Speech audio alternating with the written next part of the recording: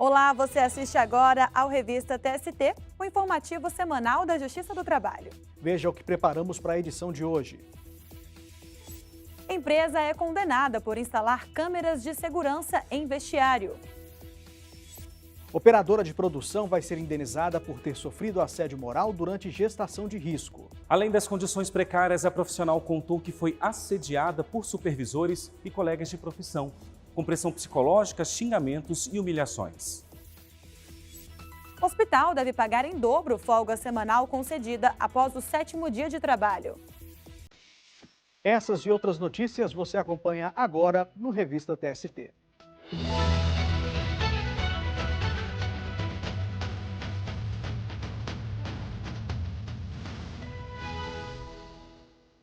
Começamos com um caso julgado pela Seção 1 de Dissídios Individuais. A empresa brasileira de Correios e Telégrafos deve restabelecer gratificação para um carteiro readaptado após um acidente com motocicleta. Para a SDI1, a supressão da parcela ofende o princípio constitucional de irredutibilidade salarial. O carteiro de Porto Alegre, no Rio Grande do Sul, disse na ação que recebeu o adicional de 30% do salário base durante vários anos. Depois de ter sofrido um acidente de trabalho, ele precisou ficar afastado das funções. Devido às condições físicas, no retorno às atividades, ele foi readaptado internamente e passou a exercer o cargo de agente de Correios. Com a mudança de função, o adicional que recebia foi suprimido. Em ação trabalhista contra a empresa brasileira de Correios e Telégrafos, o carteiro argumentou ter havido alteração contratual lesiva. A empresa, por sua vez, alegou que a mudança de função justifica a supressão do adicional. Ao avaliar o caso, o Tribunal Regional do Trabalho da 4ª Região, no Rio Grande do Sul, manteve a sentença de 1º grau que havia negado o direito à parcela. Segundo o TRT, o fato de o carteiro ter sido reabilitado, ainda que em razão de acidente de trabalho, não obriga o empregador a manter a integralidade do pagamento. O caso chegou ao Tribunal Superior do Trabalho. A 5ª turma restabeleceu a gratificação com base na jurisprudência de que a reabilitação não pode implicar redução salarial. Após novo recurso, desta vez na Seção 1 de Dissídios Individuais, o relator, ministro Alexandre Ramos, reafirmou o entendimento da turma e ressaltou que o trabalhador readaptado em decorrência de acidente de trabalho ou de doença ocupacional não pode ter o adicional suprimido, ainda que constitua salário condição, devido a quem trabalha em determinadas condições legais. A extinção, de acordo com o tribunal, afronta os princípios constitucionais da dignidade da pessoa humana e da irredutibilidade salarial. Assim, a SDI1 rejeitou o recurso dos Correios e manteve a condenação quanto ao pagamento do adicional de 30% do salário ao profissional. A decisão foi unânime. Um julgamento realizado pela Seção 2 de Dissídios Individuais após a morte do advogado de defesa de uma empresa foi anulado pelo próprio colegiado. A SDI2 entendeu que esse fato inviabilizou a possibilidade de sustentação oral no julgamento. O repórter Daniel Vasques tem os detalhes desse caso para a gente. Oi, Daniel. Oi, Anderson. Oi, Luana. O julgamento que foi anulado ocorreu em março deste ano. À época, a decisão da SDI2 foi desfavorável à empresa JF Floresta Agropecuária Araguaia. A companhia entrou com embargos de declaração com a justificativa de que o advogado que a representava no caso havia morrido em janeiro. Por isso, foi pedida a anulação do julgamento. Segundo a empresa, como ele era o único profissional com poderes para tratar da questão, não houve intimação válida e eficaz para o julgamento do recurso. Ao analisar o caso, o relator ministro Dezena da Silva explicou que o regimento interno do TST prevê a possibilidade de sustentação oral em julgamento de mérito do recurso ordinário em mandado de segurança, o que correspondia ao caso. Diante da decisão desfavorável à empresa, o relator entendeu que ficou caracterizado prejuízo à parte, que não pôde se manifestar. De acordo com o ministro, na ausência de prova em contrário, presume-se que a JF Floresta desconhecia a morte do advogado constituído para atuar no processo. É o caso dos autos. Esta subseção, após prover o agravo interno, julgou o mérito do recurso ordinário em mandado de segurança, hipótese de inequívoca possibilidade de participação do advogado mediante a realização de sustentação oral. O julgamento do agravo interno ocorrido após o falecimento do único advogado constituído, sem que, oportunizada a parte, hora embargante, prazo para regularizar a sua representação processual, encontra-se, portanto, eivado de vício. Para o relator, a morte do advogado da parte é causa de suspensão do caso, conforme estabelece o artigo 313 do Código de Processo Civil. Essa medida se justifica se o advogado morto for o único constituído nos autos, como no caso. Havendo mais de um, o processo deve prosseguir com o outro profissional da advocacia. Nesse cenário, segundo o ministro, a empresa deveria ter sido intimada para regularizar a sua representação, sob pena de nulidade dos atos posteriores à morte do profissional. O ministro Sérgio Pinto Martins divergiu. Ele entendeu que os embargos de declaração não são um instrumento processual adequado para pedir a anulação do processo. Entendo que aqui não existe omissão, contradição ou obscuridade. Houve muito tempo também para a apresentação dessa questão, que poderia ter sido antes do próprio julgamento. O voto do relator foi acompanhado pelo presidente da Corte, ministro Lélio Bentes Corrêa. Para o ministro, a nulidade poderia ter sido solicitada por embargos de declaração ou até mesmo por petição. Seria um formalismo excessivo nós negarmos provimento aos embargos de declaração para adotarmos as mesmas providências mediante trazendo o feito em mesa, não é? Assim, por maioria, a SDI 2 anulou a decisão e determinou a realização de um novo julgamento com a intimação dos novos advogados da JIF em data ainda a ser definida. Anderson, Luana, eu devolvo para vocês no estúdio. Tá certo, Daniel. Muito obrigada pelas informações e bom trabalho para você. E para você que acompanha os temas mensais da Biblioteca Délio Maranhão, aqui vai uma dica. O assunto de dezembro é Covid-19 e trabalho, vacinação e outros temas correlatos.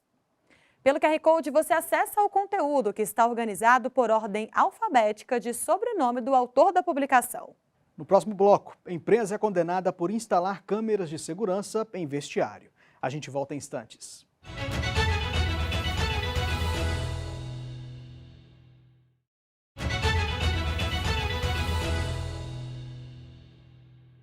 O Revista TST está de volta com os destaques dos casos julgados pelas turmas do tribunal. Um operador de produção de um frigorífico em Campo Grande, Mato Grosso do Sul, vai ser indenizado por ter sido vigiado por câmeras de segurança dentro do vestiário da empresa. A sexta turma do TST considerou o monitoramento injustificável. O operador de produção trabalhou por 1 ano no frigorífico da JBS. Na ação, o profissional contou que trocava de roupa 3 vezes ao dia em um vestiário com apenas 11 cabines para o uso de quase 200 pessoas. Para não baterem o ponto com atraso, os empregados acabavam se trocando na frente uns dos outros, em uma área monitorada por câmeras, o que gerava desconforto e constrangimento. No processo, a empresa não negou o uso de vigilância no local, mas alegou que não focava na área dos banheiros e das cabines para preservar a intimidade dos trabalhadores. O intuito seria inibir furtos e proteger o patrimônio. O pedido de indenização do empregado foi negado em 1º e 2º grau. Isso levou o operador a recorrer ao Tribunal Superior do Trabalho. Ao julgar o caso, a relatora na sexta turma, a ministra Cátia Arruda, votou pela condenação do frigorífico por danos morais. Segundo a ministra, a jurisprudência do TST entende que o monitoramento de banheiros e vestiários fere direitos fundamentais à dignidade e à intimidade. Logo, a gravação configura abuso dos poderes diretivos do empregador. Além disso, para a relatora, o fato de a vigilância ser uma medida para coibir furtos não afasta a conduta abusiva. A decisão foi unânime e ainda cabe recurso. E uma operadora de produção que trabalhou em uma empresa de fabricação de plástico vai receber indenização por ter sofrido assédio moral durante gestação de risco. Para a quinta turma, ficou demonstrado que a profissional foi submetida a condições precárias, além de ter sido alvo de ofensas verbais. O repórter Pablo Lemos traz os detalhes para a gente. Oi, Pablo. Olá, Luana. A empregada trabalhava para a indústria Plastic Ominium em Betim, Minas Gerais. Ela contou no processo que o trabalho consistia em receber peças e que, para isso, precisava abaixar diversas vezes e pegar peso, além de ter que se sentar em caixas. As atividades foram mantidas apesar de contraindicação médica por causa de gestação de risco. A trabalhadora também relatou que chegou a ter sangramento dentro da empresa, mas que nenhuma providência foi tomada. Além das condições precárias, ela registrou ainda ter sido assediada por supervisores e colegas de profissão, com pressão psicológica, humilhações e xingamentos. A indústria negou as acusações. Alegou que não havia relato de que a profissional tenha recorrido ao setor de recursos humanos ou denunciado o assédio de outra maneira. Com base em prova testemunhal e laudo pericial, o Tribunal Regional do Trabalho da Terceira Região, em Minas Gerais, concluiu que a empregada foi vítima de assédio moral. O TRT assinalou que uma das testemunhas trazidas pela empresa foi um supervisor apontado como um dos assediadores, o que retirava a credibilidade dos depoimentos. Por isso, condenou a empresa ao pagamento de R$20 mil de indenização. No TST, o relator do caso na quinta turma, ministro Breno Medeiros, rejeitou o recurso da empresa. Ele explicou que, para chegar a conclusão diferente, seria necessário reexaminar fatos e provas, medida vedada pela súmula 126 da Corte. Por unanimidade, a decisão do regional ficou mantida e a empresa vai ter de indenizar a empregada em R$20 mil. Luana, volto com você. Muito obrigada, Pablo, e até a próxima. Está na Constituição. O repouso semanal remunerado é direito dos trabalhadores rurais e urbanos. O descanso deve ocorrer preferencialmente aos domingos. Mas o que acontece quando a folga só é concedida após o 7º dia trabalhado? Para a segunda turma, nesses casos, o dia correspondente ao repouso deve ser pago em dobro.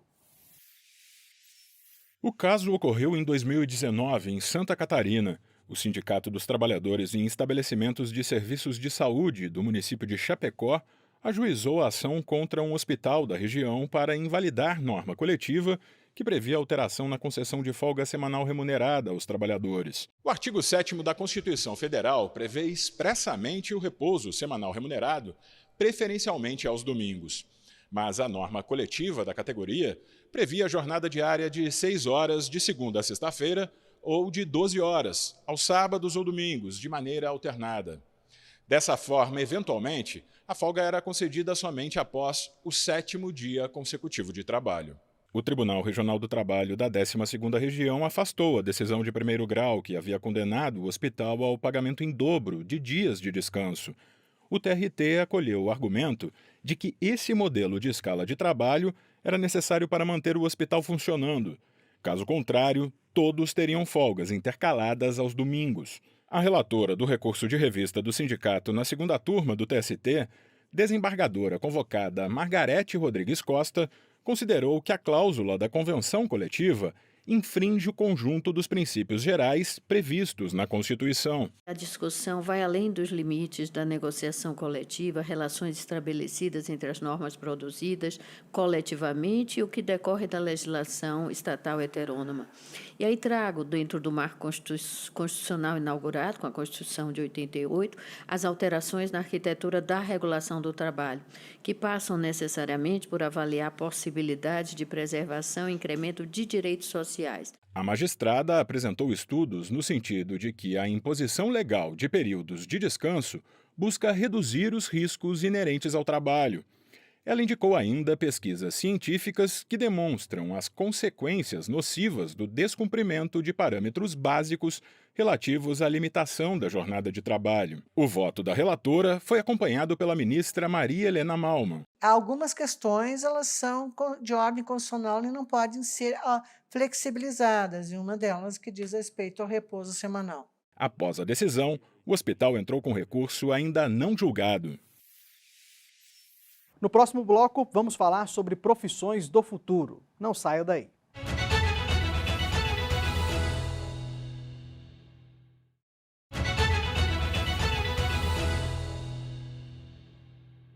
Estamos de volta com a revista TST e, Luana, deixa eu te fazer uma pergunta. Você já parou para pensar sobre quais ocupações vão ser mais valorizadas aí nos próximos anos? Eu tenho os meus palpites, Anderson. Já que estamos na era digital, acredito que as profissões ligadas à tecnologia estarão cada vez mais em alta. Com certeza, viu? E esse é justamente o assunto do último episódio da atual temporada do programa Jornada. E quem está conosco é a editora e apresentadora Luma Soares. Oi, Luma. Afinal, quais são as profissões do futuro? Conta pra gente. Anderson, tem muitas previsões sobre as profissões do futuro e a Luana acertou, viu? O mais recente relatório do Fórum Econômico Mundial listou atividades que devem ser substituídas por máquinas nos próximos anos. O documento apontou que até 2027, pelo menos 23% dos empregos atuais devem mudar. Entre as atividades que devem gerar mais vagas de trabalho estão as ligadas à inteligência artificial, à segurança da informação e à robótica. Por isso, o relatório sugere que governos, empresas e trabalhadores invistam em formação ou em requalificação. E é importante ficarmos de olho não só nas profissões que devem desaparecer devido à automação, mas também nas que vão resistir ou se adaptar aos novos tempos. A gente vai debater essas e outras questões no quarto e último episódio da 5ª temporada do Jornada. As edições do programa já estão disponíveis no canal oficial do TST, no YouTube. É com vocês, Anderson, Luana. Muito obrigado, Luma. Até a próxima. E antes de encerrarmos esta edição, fique com alguns destaques da semana. 9 ministros e uma ministra do TST que já se aposentaram receberam a medalha comemorativa dos 80 anos da consolidação das leis do trabalho. A homenagem também incluiu a entrega de placa com a reprodução da primeira página da versão original da CLT, assinada pelo então presidente da República, Getúlio Vargas, e por juristas que fizeram parte da comissão que elaborou o conjunto de normas em 1943. O Tribunal Superior do Trabalho e a Procuradoria-Geral do Município do Rio de Janeiro celebraram um acordo de cooperação para reduzir o número de processos que tramitam na Corte. Atualmente, cerca de 4.000 ações trabalhistas envolvendo a capital fluminense estão pendentes de julgamento no tribunal. A celebração do convênio foi conduzida pelo presidente do TST e do Conselho Superior da Justiça do Trabalho, ministro Lélio Bentes Corrêa. A Justiça do Trabalho e a Escola Nacional de Administração Pública, ENAP, assinaram um termo de cooperação para que servidores tenham acesso a cursos ofertados pela instituição de ensino na modalidade à distância. Vão ser oferecidas capacitações em áreas como gestão pública, direito, tecnologia e inovação. Integrantes da Escola Nacional da Magistratura da França visitaram a Escola Nacional de Formação e Aperfeiçoamento de Magistrados do Trabalho, a ENAMAT. O grupo foi recebido pelo ministro Maurício Godinho Delgado, que é diretor da escola brasileira. Durante o encontro, a encarregada de cooperação internacional da instituição francesa, Emily Brain, reforçou o interesse em ampliar ações de cooperação.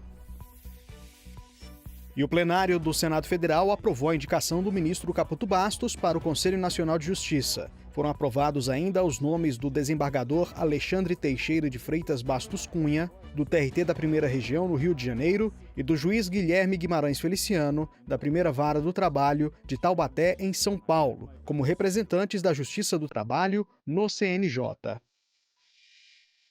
O programa de hoje chegou ao fim. Muito obrigada pela companhia. Não se esqueça de que temos um encontro marcado na semana que vem. Até lá!